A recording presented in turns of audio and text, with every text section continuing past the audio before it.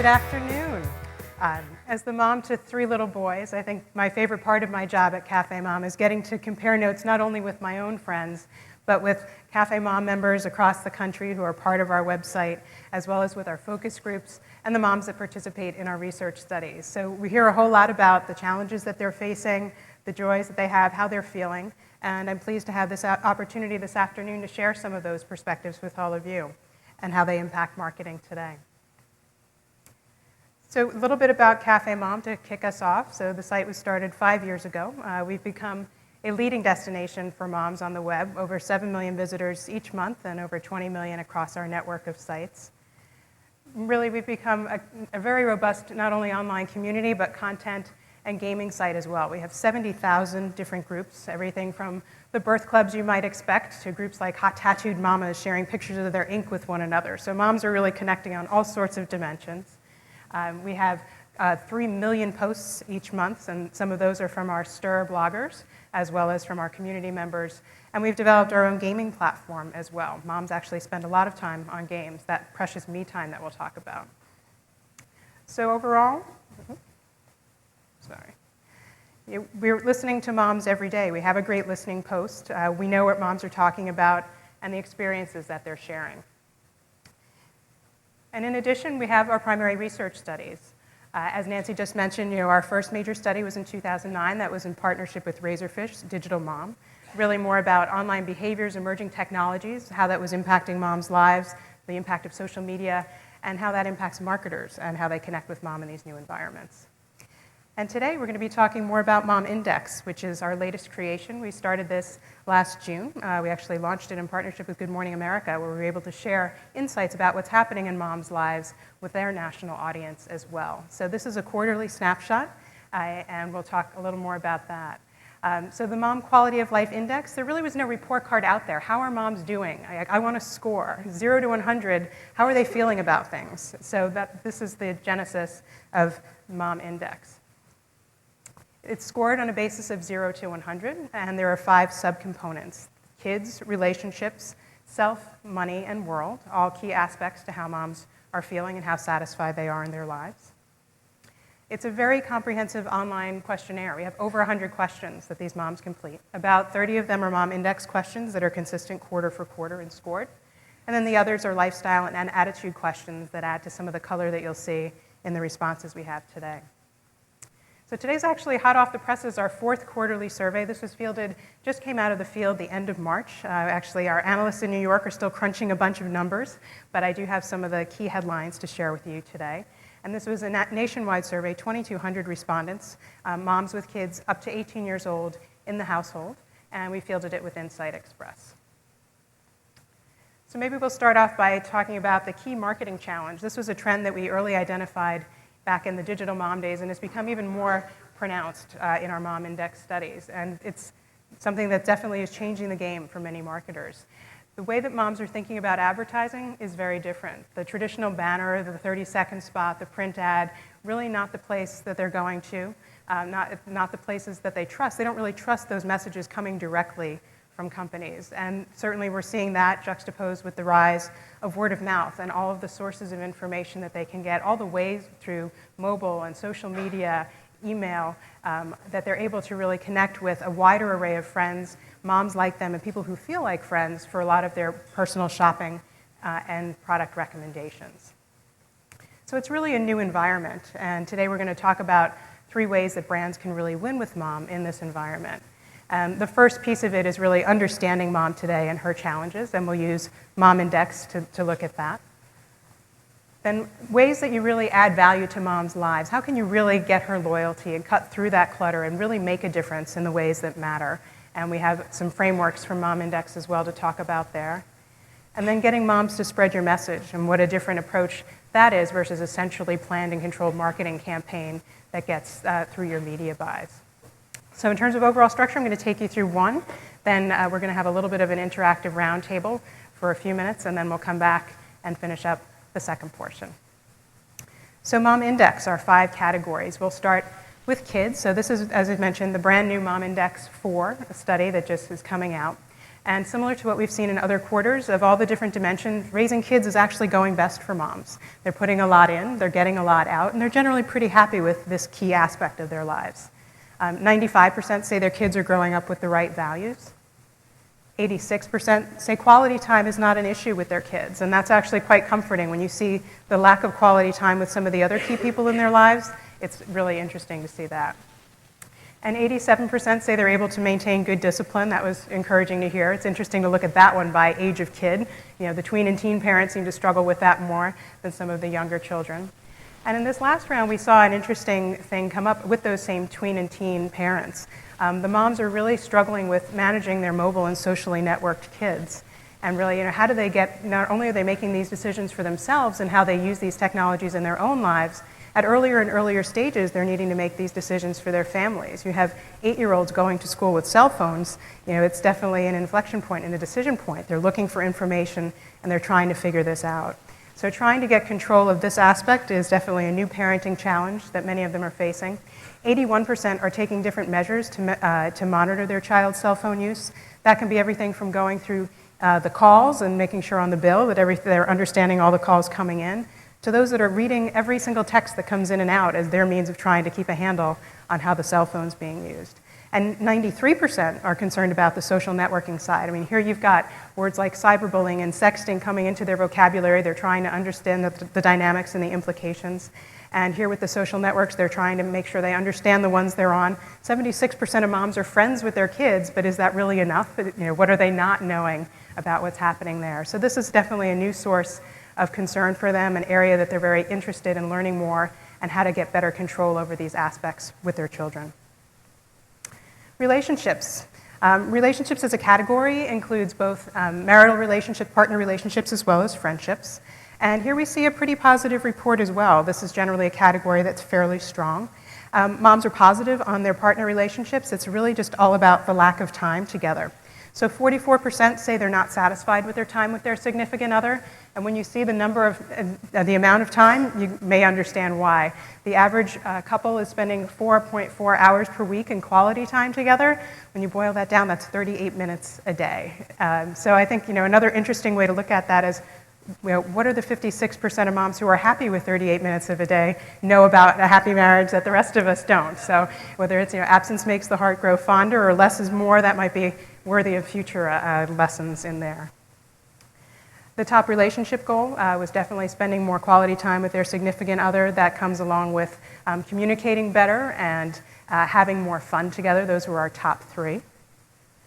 And then when it comes to the friendship side of things, they're equally time constrained. So here we see 63% of moms not happy with the time they spend connecting with friends. And we left that wording just like that in the survey in terms of connecting with friends, because that's defined very differently by different moms and how they choose to socialize. For one mom, that might mean, you know, her 3 hours on the sidelines of a Little League game connecting with 4 or 5 other moms. For another, that could be late-night Facebook sessions at 20 minutes a time over the course of the evening, and everything in between that represents the continuum for how moms are actually connecting with their friends. But no matter how they are choosing to connect, this is another point where they just feel like they're not getting enough time to do so, basically less than half an hour a day. So now we turn to the category of self. It includes personal health and wellness, me time, which is a topic that Jessica will be covering next. And here we see with summer around the corner, you know, physical appearance definitely taking a top priority in moms' minds. And sadly, only 31% of moms are really happy. And a lot of this has to do with their weight and their perceptions of their weight.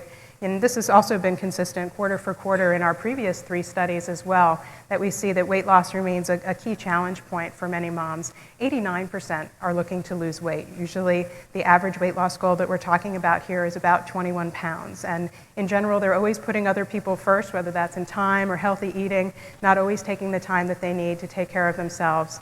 And it's taking its toll. And we also see that in the increase in stress levels amongst moms. You know, another question that we asked is, you know, my life is filled with stress and anxiety.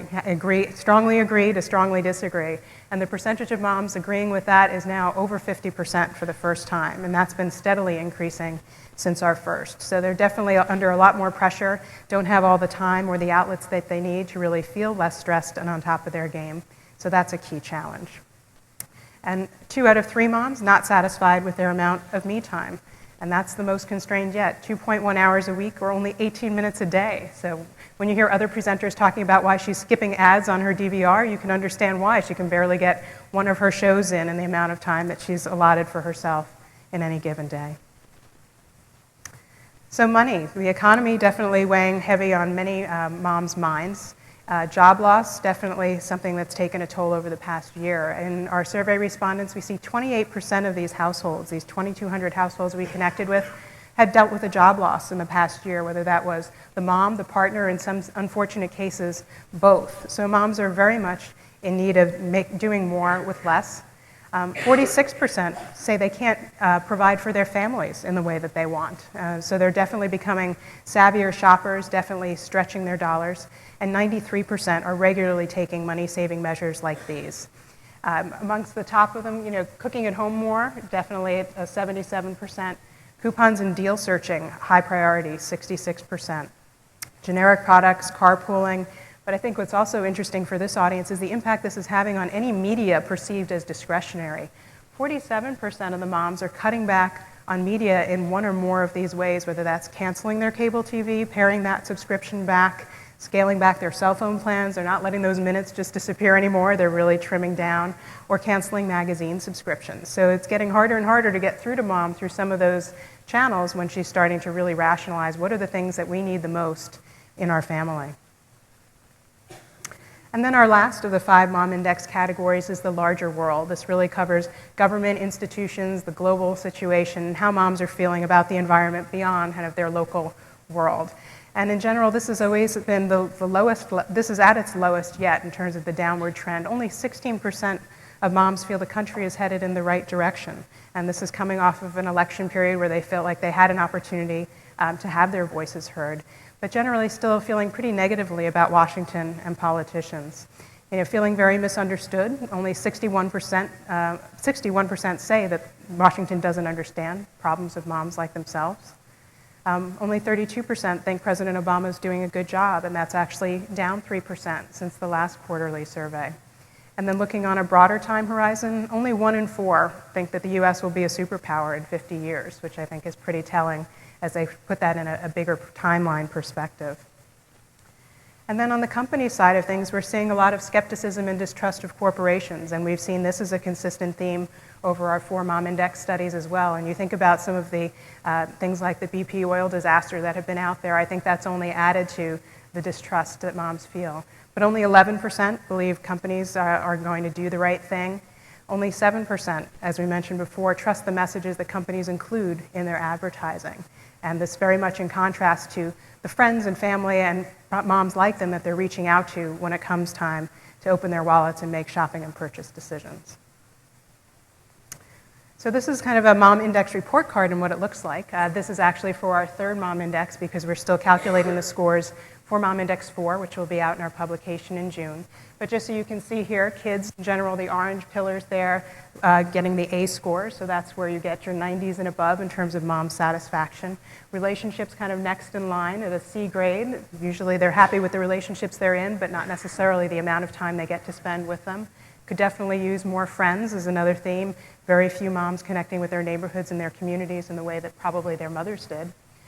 Self and money, barely passing grades, things that they're struggling with, as we talked about on weight loss or making ends meet, and then the world on the most negative end of things.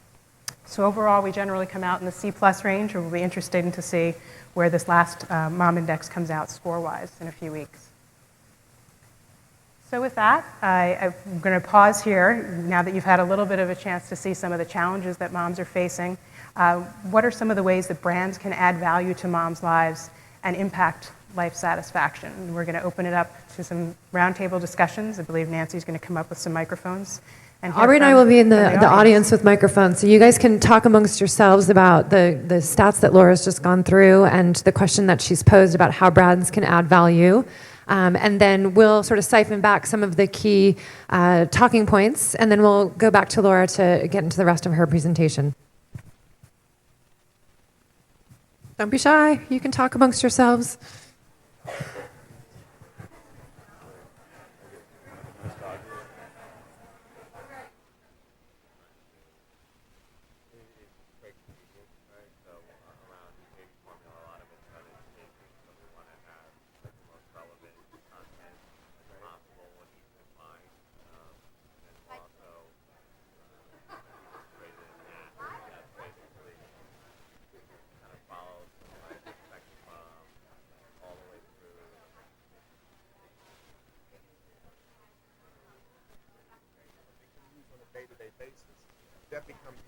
that becomes handy so that although you're not going to be able to relieve the stress, you may make it easier to deal with the stress or cope with the stress.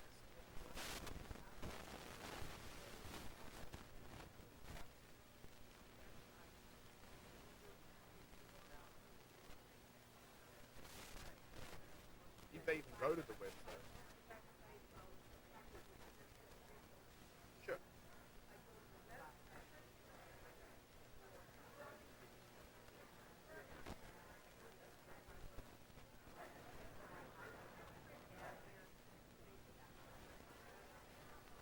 It was a little disconcerting for me to see that number because at Amazon, I mean, that's one of the things we hang our hat on. It's like number one trusted brand. People come there because they feel like, they're not sharing information in that. So I was a little taken aback by that. I'm like, well, that might discredit everything that we're thinking, is happening when people come to Amazon. But to your point, we're seeing a huge increase in like coupons and deals within our ad units, and it's really driving a lot of interaction because it's convenience and it's deals and it's the ability to get that on a monthly basis too that's driving people to engage. So. I definitely think the best way to get you to see that is hearing.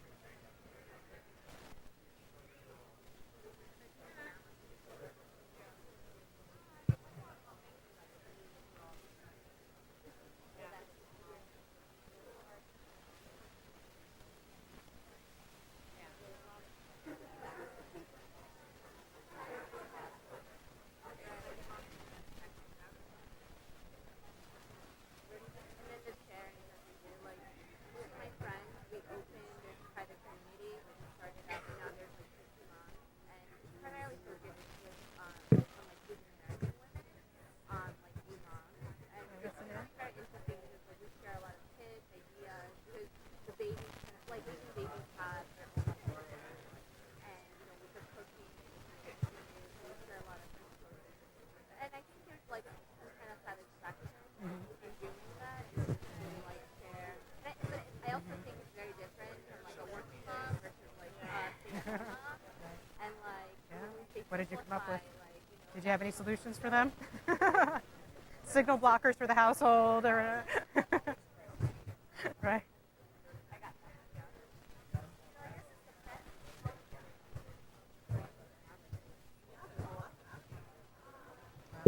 Wow. Right. And a lot of parents don't even know about the 13-year-old line for Facebook either. So.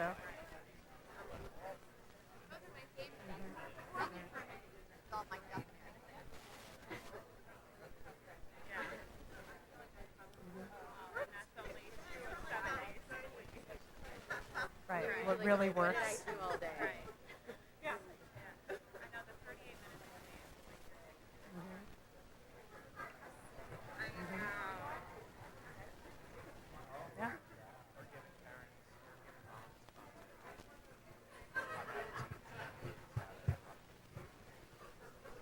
A little of each. They're going to be doing some of this without your supervision, so make sure they're not talking to inappropriate people.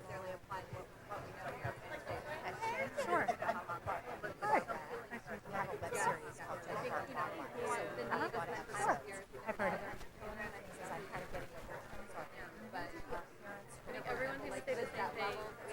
Show mom how you can save her time, save her money, you get more time with her significant other. It's kind of a related party. There are multiple questions. So there is one on appearance alone, and we have asked other ones like, is it your clothes, is it your hairstyle, things like that. But overall, we find it tends to gravitate very much around the weight issue, more so than anything else. So funny, I mean, I think when you look at it in areas like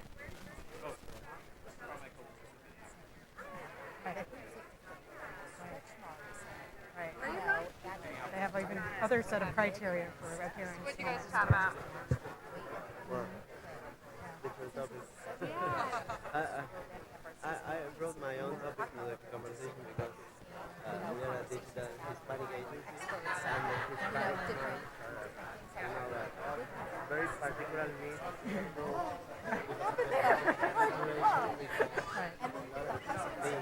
you go to the markets folks yesterday? Yes.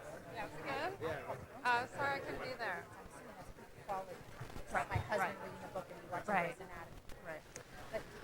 All right, we're gonna circle back. We ask all of that on a weekly basis, so we don't know whether it's active every day or not. I just did that to help you get it in. Can I ask one of you to speak? Can I ask one of you guys to share with this table? They all are pointing at you. All right, everybody, we're going to circle back and start sharing some of the key discussion points. Shh. Thank you. So this table had some interesting points I'm going to ask Evan to actually share. Hi, Evan Lazarus from Lasbro.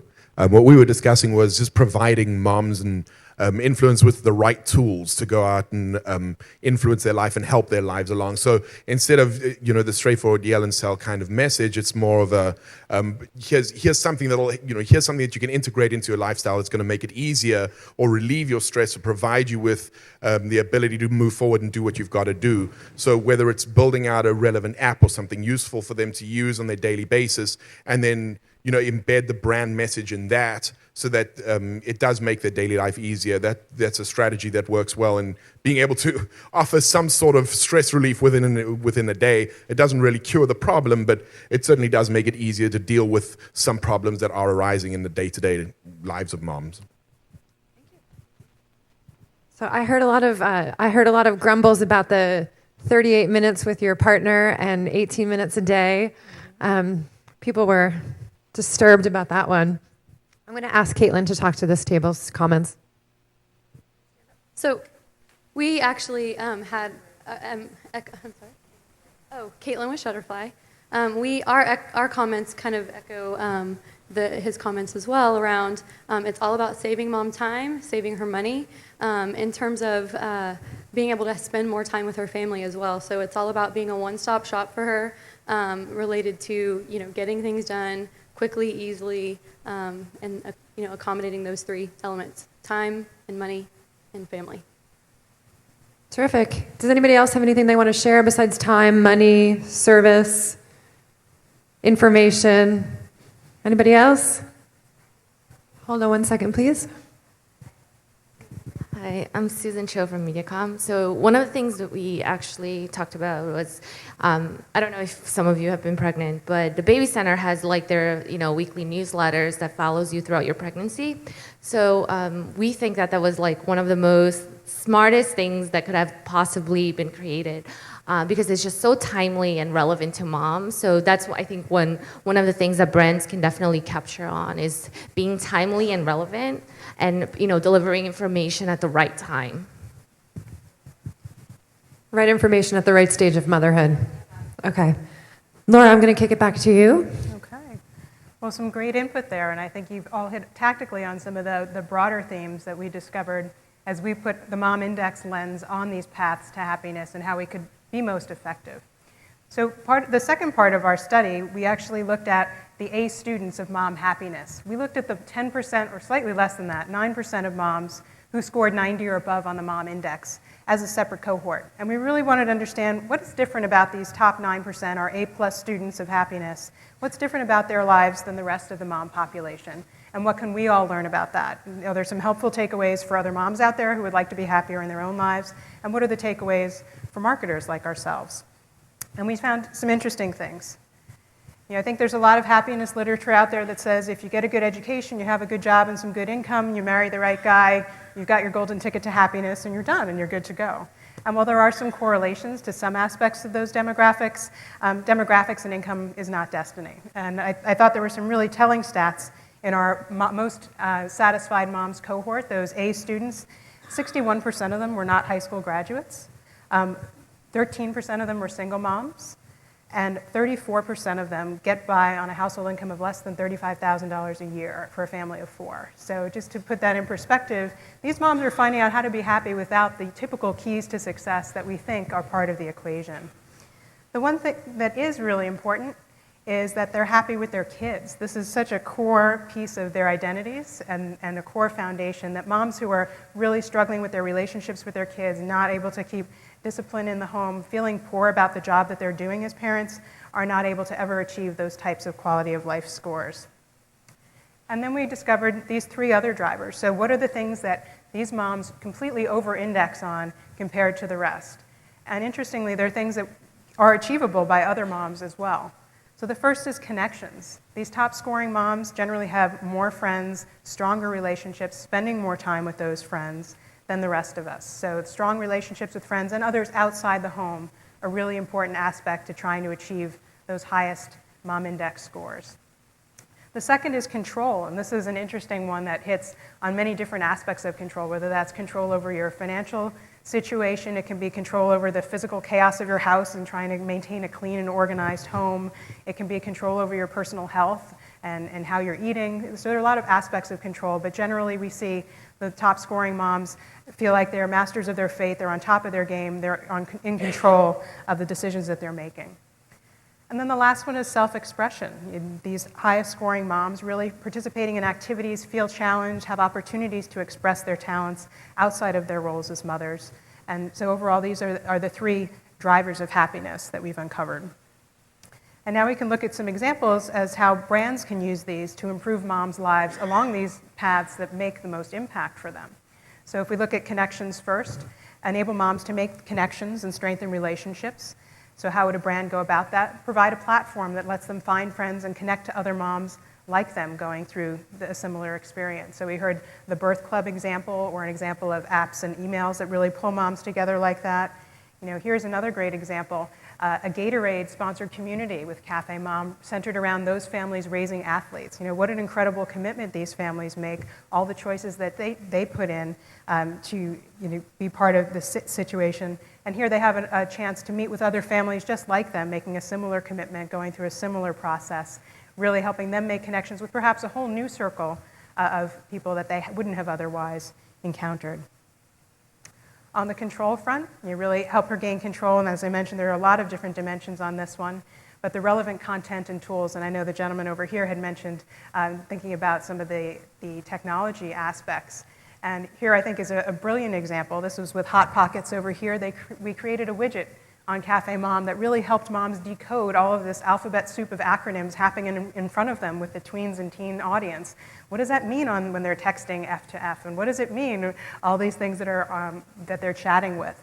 So each day another acronym would appear, moms would put in their guesses, and then they would come to learn how to speak this new lingo and be able to better connect with their teens and tweens. So a great example of a piece of technology that helps moms feel smarter, more in control of a situation that she's trying to get a handle on.